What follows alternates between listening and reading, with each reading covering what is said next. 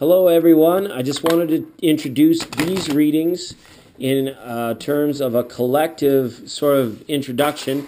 I'm going to be doing mini relationship and romance readings for all 12 signs. And they are mini readings. I'm not going to be intuiting too much. Just going to let these little scat cards do the talking. If you're wondering what scat cards are, they're a deck of 32 cards. They are only cord cards, and they are from the pip cards from 7 up.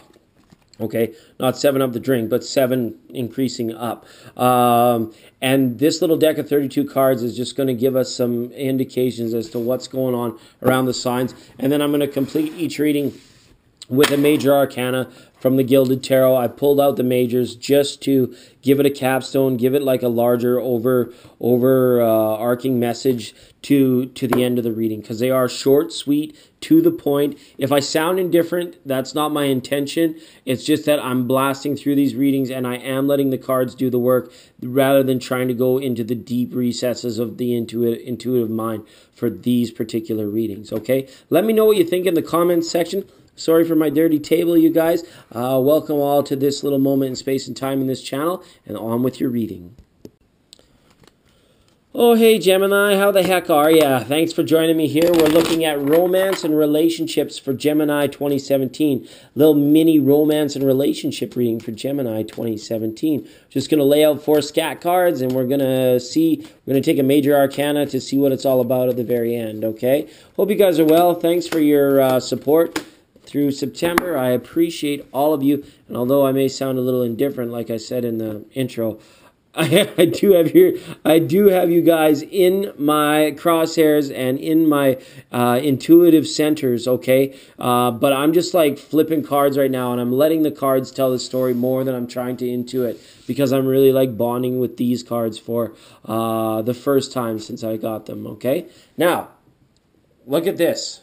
We've got a 10 of diamonds up here for you guys, Gemini. So this means establishment. This means established order of things. So your partner, for those of you that are partnered up, you and your partner kind of, I feel, have an exact knowingness of expectations, comfort levels, who the other person are, and who they are in relationship to the other person. This is a really good card. It's saying like there's a happiness that is waiting to be uncovered here or promoted through doing things together as well. You guys know each other inside and out, so maybe it's a situation or a sign that in September you will be doing things together, maybe entering in the next chapter of your life together. Could be travel for some of you. For some of you, it could just be like maybe making another purchase. You might be buying your second home. You might be renewing your vows. You might be, deciding to trade in the old minivan that you raised the kids in to go get, a V8, convertible Ripper and go, drive it to California and back again, or whatever it might be, right? This is a good sign that there's good established feeling in the relationships around you at this time, okay? Now, for some of you, you're dealing with a younger water sign. You're dealing with a younger Pisces, Cancers, or Scorpio here. Somebody that's in your life that may be trying to understand you a little bit better. They could be trying to understand how they feel about you at this time, or you about them, all right? This could be your emotions, new emotions that are bubbling to the surface, or certain feelings that you haven't had for a long time. For some of you, this is going to mean deja vu. For some of you, this is going to mean trying to express how you're feeling in your words as best as you can without coming off as, being too orderly, too established, too direct and authoritative even, okay? And it's in regards to feelings. You want to watch your words triggering other people's emotions for this month, okay? Wow, because around here, like, we have a younger fire sign here now too. So for some of you, you could have children that are in their first relationships, or you could have children in this situation that are getting married. You might be father of the groom, father of the bride, mother of the groom, etc., etc. So this is somebody here that is really wanting to express themselves.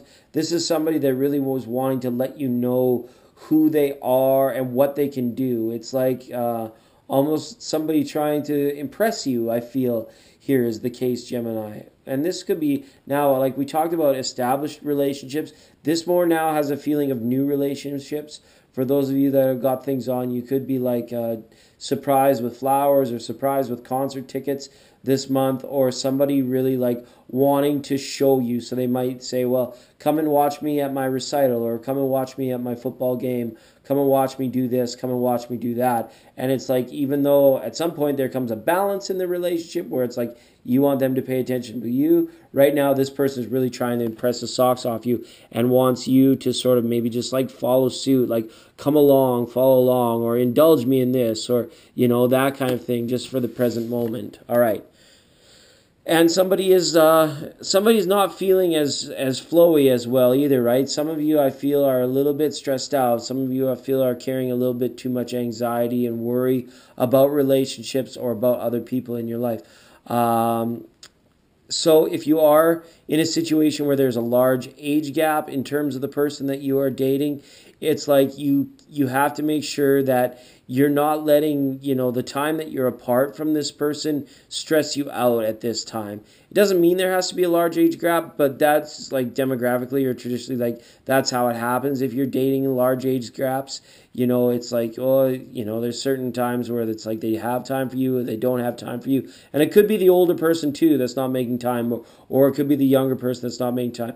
But you can't like worry about it, especially if it's the type of situation where it's like you told yourself at one point in time you were going to let that other person be free, or you were going to let each other do your own thing, and it wasn't going to come between you. And then somebody has all maybe changed their mind about how they feel about that. So then that's a conversation that needs to be readdressed. Okay, Gemini, that's cool. I don't know what's going on. So many things for so many different people. Okay, let's look at a major arcana here for like an advice or a best path to follow here. You guys have pulled a Hierophant. Okay. Wow. So this is the marriage card, right? Look at this. It's kind of interesting. We have this sort of situation going on here. As some of you, it's divorce, and for some of you, it's marriage. But for some of you, it's challenging the beliefs of what marriage and divorce has to be. It could just be like you have this mutually great thing going on with somebody. It's established. You've got your rules, your expectations set up.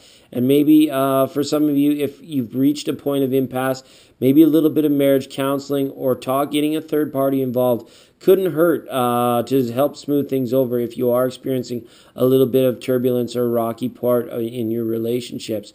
Certain things definitely come to completion, and when they do, it's kind of like we have to be open books so that we are not burning bridges or in a situation where it's like you're leaving on a bad note or with ill feelings, okay? So that's what I got for you. Gemini, love you lots. I'm going golfing.